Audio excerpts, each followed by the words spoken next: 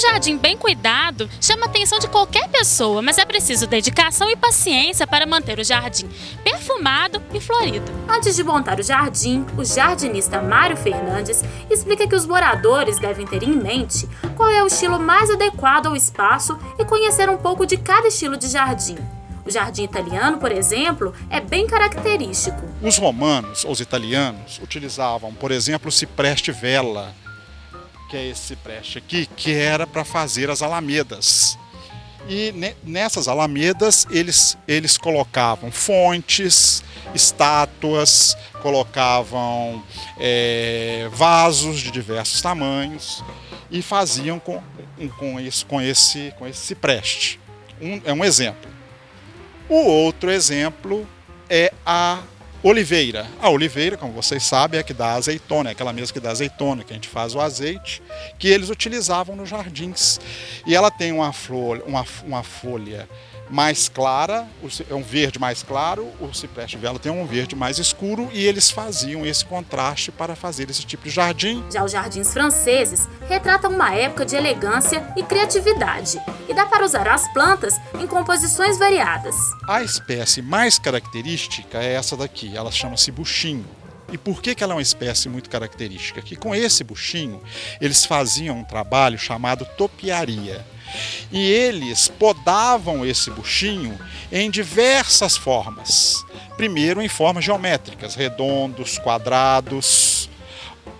Chegaram até a formas de pessoas, de animais. Então é muito usado isso aqui, que fazia a bordadura dos jardins.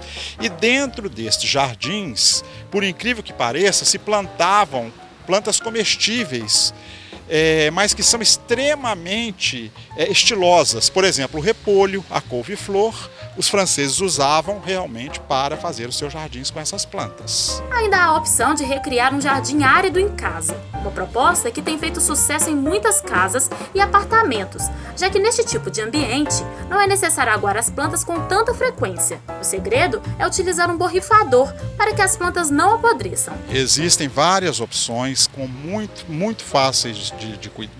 Plantas muito fáceis de cuidar, que se adaptam a diversos cantinhos dentro de casa. Pode se colocar numa pequena varanda, pode se colocar num pequeno cantinho da sala, pode se colocar até mesmo num quarto, no banheiro. Estas plantas são normalmente as plantas de deserto, né? Que você tem, exemplo, rosa do deserto, você tem cactos, você tem suculentas. São plantas que exigem poucos cuidados. Ou cuidados de semana em semana ou de mês em mês. Você pode viajar com tranquilidade, sabendo que quando retornar as plantas estarão saudáveis. Então existe este tipo de planta.